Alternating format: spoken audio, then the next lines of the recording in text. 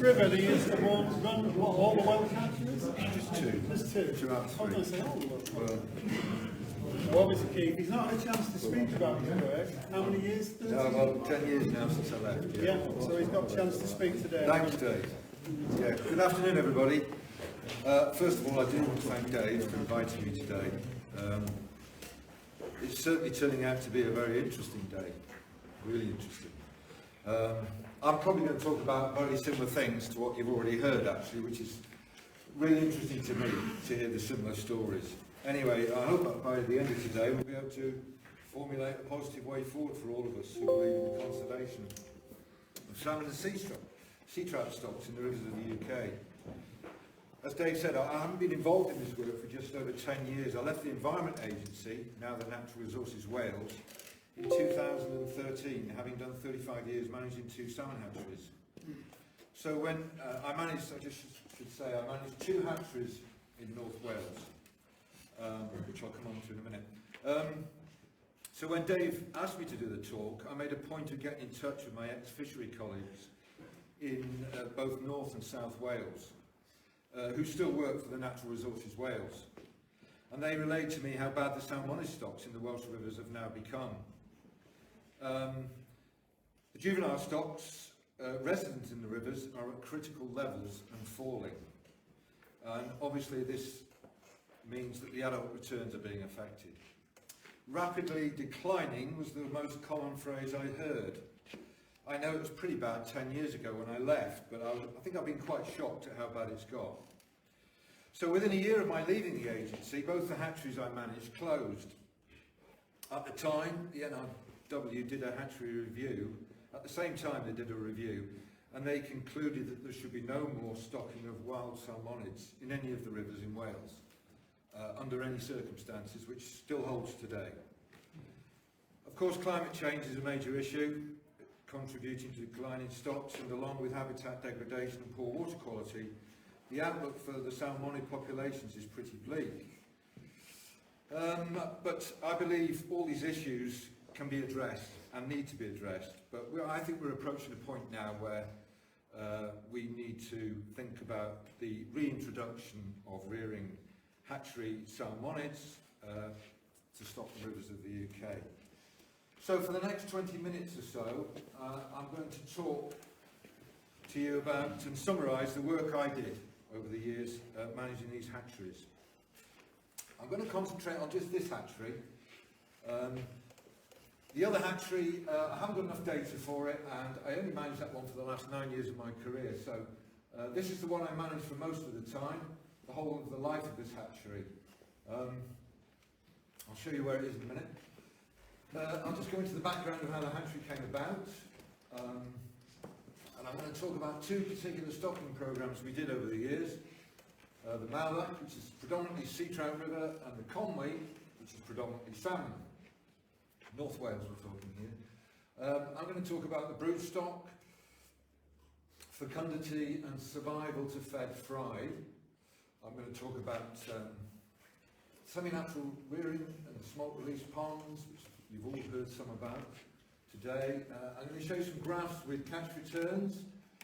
I'm going to briefly mention the River Taff, which is in South Wales, which I didn't have anything to do with, but I've got some interesting graphs to show you from my old boss, who still works for the NRW. And I'm also going to mention two other projects we did.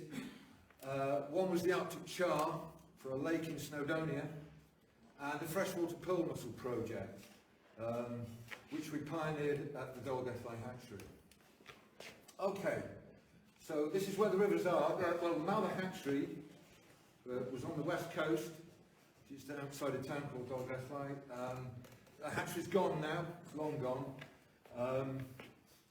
The Malach River runs and drains into Cardigan Bay, predominantly a sea trout river. Most of the west coast rivers of Wales are sea trout rivers.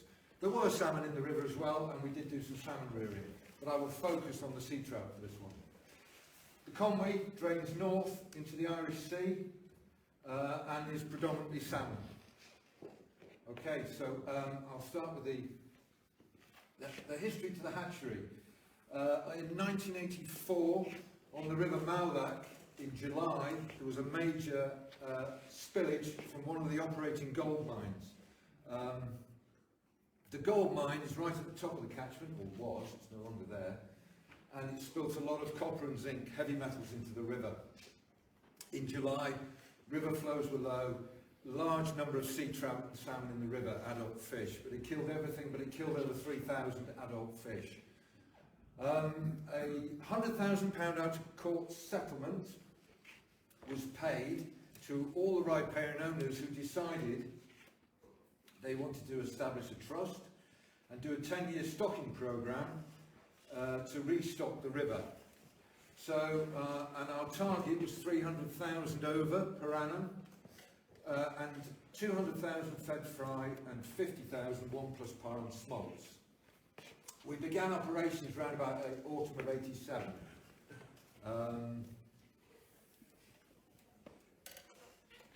Other rearing programmes, just going to mention this very briefly. We did other rearing programmes at the hatchery after the 10-year period of the malloc stocking. We've lost you.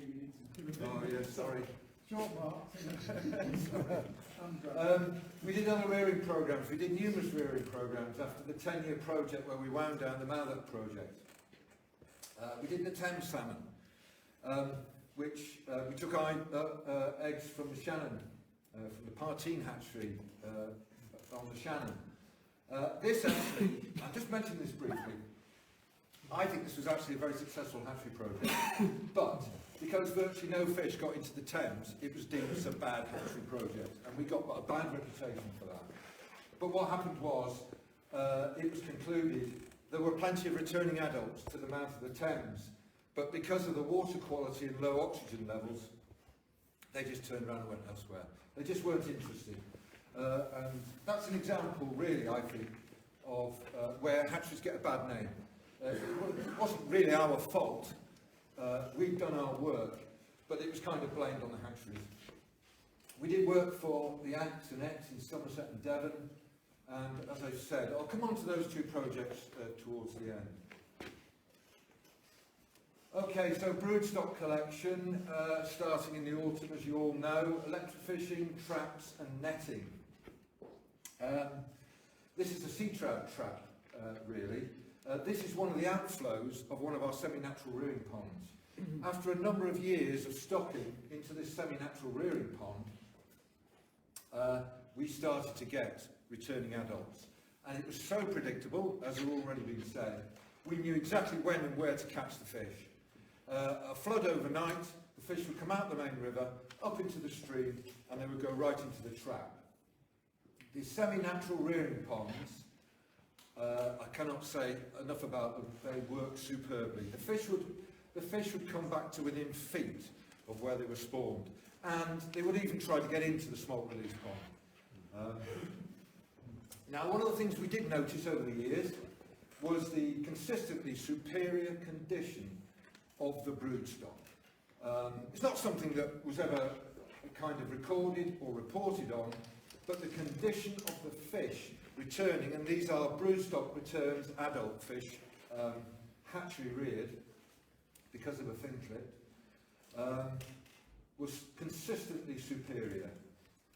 To keep the genetic variability as high as possible, it was always a 10 times 10 wild hatchery cross. Mostly hatchery females, because of the superior condition. We also observed a higher over-fecundity, that's eggs per kilo of body weight of fish, in the hatchery reared returning adult females. It was quite marked. And I think, as Bob mentioned, the condition of the fish was superb. The eggs condition was also superb. An extremely high survival of fed fry. And again, there is a report somewhere in the Environment Agency Wales, a small report that I did. I haven't got it, but I proved a higher survival of fed fry, and probably beyond, by crossing. I crossed a hatchery female with a wild male fish, and we did a wild cross, and we had a higher survival all the way through. I only did it up to fed fry, that's all I can say. So that's what the usual thing. And so fish were fed and kept in the tanks throughout the summer. We had a surplus of fed fry, which we would stock out in the upper catchment, but as has already been said, you can't monitor this. There's a grey area about fish returning. We may have stripped what we thought were wild fish, but may have been hatchery fish, but probably a very small number. Anyway, as I say, limited monitoring. You don't know what you're getting really. Anyway, by the time we get to August, we would fin clip 0 plus par and 1 plus par fish. We'd fin clip as many as we could to get results. And in the early days, we did batch marking, micro-tagging of batches of fish. We developed the semi-natural rearing ponds on the upper catchment, on tributaries. They would be fed by that river, by the stream, and water going back out. Anti-predator netting has already been said, and we would use these from about September onwards. We'd be putting fish in. We had a few on the Malak, and we had a couple on the Conwy catchment. We would reduce our feeding, which is different to what you said, Dave. We would reduce our feeding as we went through into the spring, to, again, hopefully to acclimatise and encourage the fish to start looking for food in the pond. And we did an experiment for a few years, micro-tagging a batch of fish going into the main river in the upper catchment, and a micro-tagged batch, different code, going into the ponds. And we had 9 times more returning adults into the ponds, catches caught from returning adults to the ponds than compared to direct river stocking, if that makes sense. 9 times more fish were caught that had been reared in the semi-natural rearing ponds. Highly successful, and I would recommend doing that. So this is a salmon. I couldn't find a picture of a sea trout, unfortunately. A fin-clipped salmon from the Malak. As I say, we did do some salmon. So over the years, we looked at rod catches, and the percentage of the rod catch in terms of hatchery reared fish tagged 10 to 15% of the rod catch was from hatchery reared fish, and we only tagged 20% of all the fish that ever went out from the hatchery into the Malak. Again, you could do the numbers on this. There could have been, and there would have been, considerably more fish in the catchment from the hatchery. Now you can see here, this is the heavy stocking period, 88 to 98. These are the different classes, fed fry, 0 plus and 1 plus. And you can see the rod catch. There's a slight lag, but you can see the rod catches rose.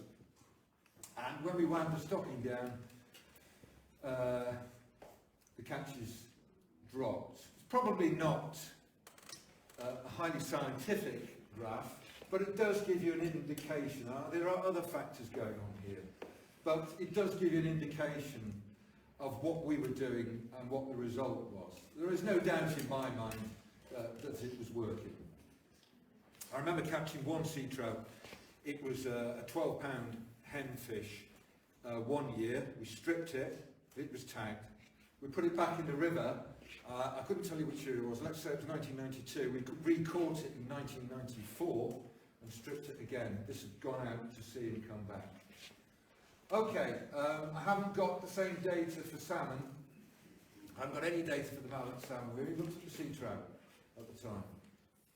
Okay, so I'm going to go on to the Conwy now. So, the Conwy salmon, this was a salmon project, as I say. We were approached by the Conwy Valley Fisheries Association. I don't know if they still are in existence. This is a fin-clipped returned adult, which we've used, salmon. And they wanted us to stock the Conwy for a period of 10 years, which we did. They paid us to do 8,000 to 10,000 fish per annum. And again, all we did with this was put the fish into semi-natural rearing ponds. By this time we'd learned that it wasn't worth putting the fish directly into the river. So we put the fish into the ponds, same process, fed them over the winter, reduced the feeding for about the last 2 months, and then they would silver up and they would be turning around in the pond and getting all disorientated, and they would be off as soon as we opened up the ponds. And again, it's been mentioned, but one of the most important things we learned to do was release the fish on a spate, on a flood. You know why? Because of predation. And that seemed to work quite well. We had even better results on this river. 15 to 24%, it was estimated, of the rod catch came from our fish. And that, they reckon about 40% of the run came from hatchery reared fish. So we finished this in about 2010, I think. Again, a graph, it's not it's not quite as good as the other one, but you can see we started in the early noughties, and you can see where we increased our stocking numbers. The scale was very poor. And you can see what happened to the rod catch during that time. I spoke to fishermen who caught 5 salmon one season, and 3 of those were fin clipped. So that was that. Okay, so that's the fishing bit. What am I on now? Right, now, I've been speaking to my ex-boss, who still works for the Natural Resources Wales, and John sent me these graphs. I had nothing to do with the River Taff, but he's relayed this. The River Taff runs out of Cardiff Bay, was once running black with coal dust for many decades, but by the early 80s it was clean, but there was no fish in it, of course. So they started restocking. We took fry from Kielder and smolts from Yorkshire. Sorry about that, Dave. But they were the first fish that went into this river. I don't know where. The pink line, so there's a trap for recaptures. The pink line shows how the runs of fish started to increase. The dip in the line is when the trap wasn't run for a number of years. So that's the left-hand graph, showing an increase in fish numbers. Again, this was stopped in 2010. 2011. Around about then, they banned stocking in Wales. 1,200 fish were through the trap in 2011. 23 went through it last year. That's the decline, and maybe other factors, but mainly we think the stocking of the stocking. Exeter University did some genetic work on this particular river, after a number of years, to see what the smolts were like genetically. They found a very wide variation in the genetics, and they could not foresee a problem.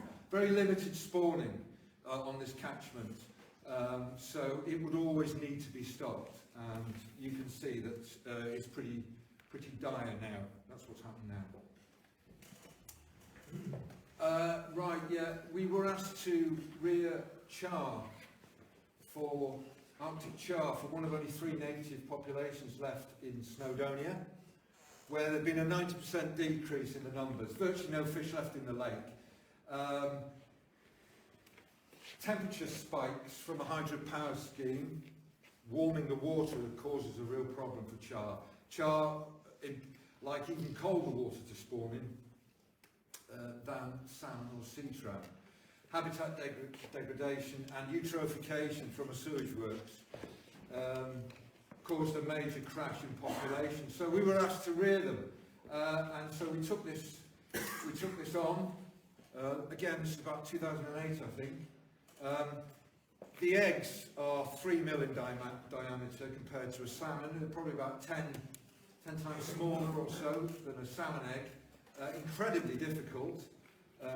Couldn't get many eggs from a fish, and we had problems collecting the first brood stock, but we did manage. We did a 25 times 25 cross. 25 times 25 cross to maximise variability. These are the young ones we're putting in, fin clipping. These are 2, a male and a female, beautiful fish. male and a female fin clip that we recaptured for stripping in subsequent years. It worked better than we thought. It's been looked at by Bangor University recently. And you can see the points there.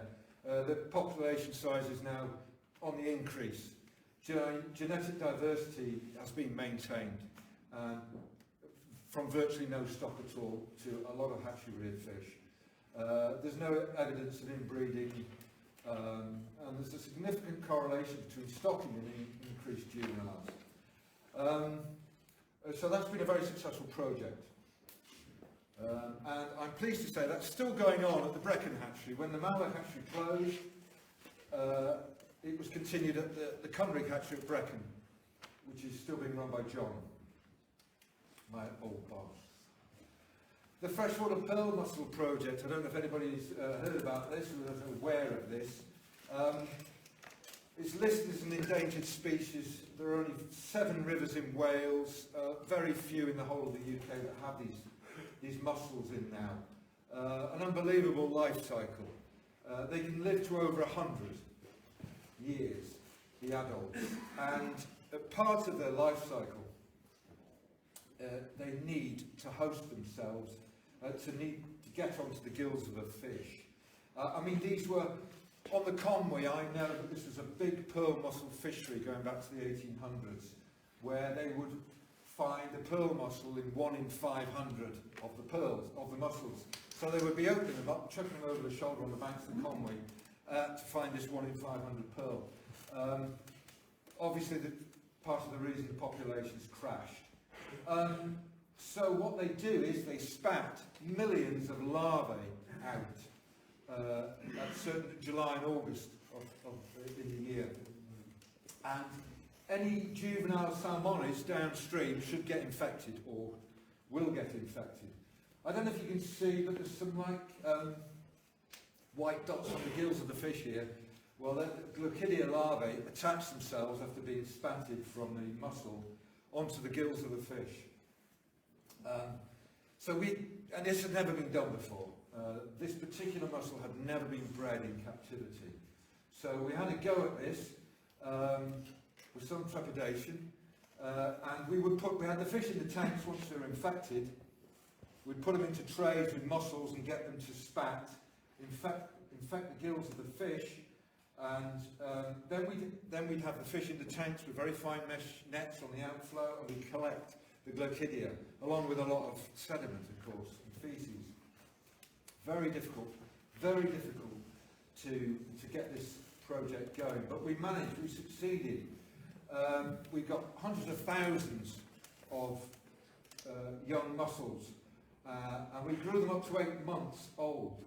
And they're 0.5 mil by 1 mil at this stage. John, again at the Cunrig hatchery at Brecon, is continuing this project, I'm pleased to say. We've now got 5-year-old mussels, and they're still only 2 by 2.5.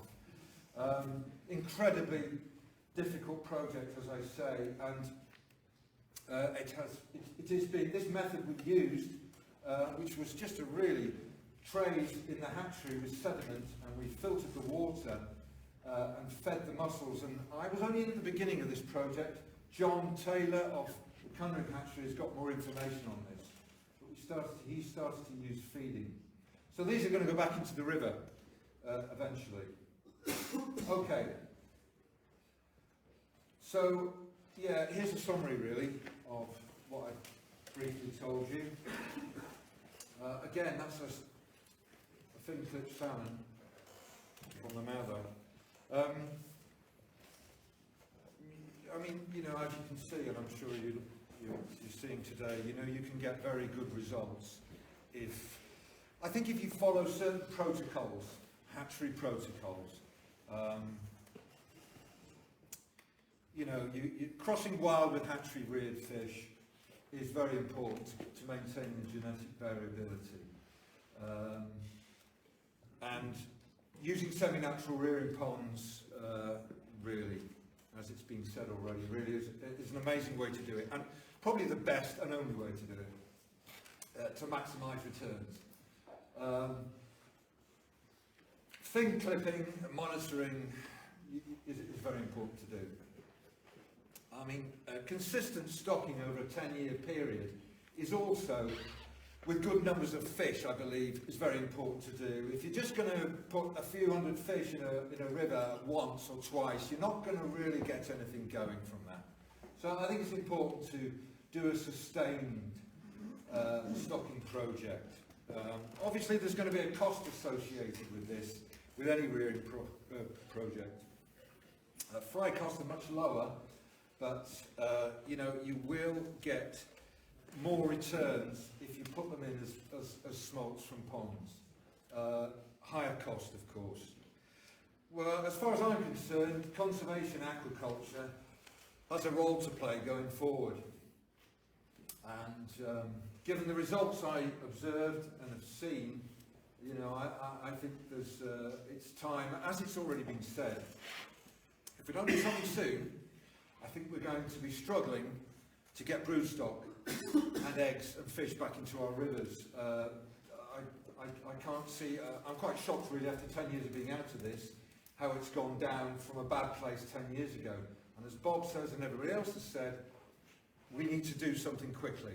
So I hope we can. Thank you very much.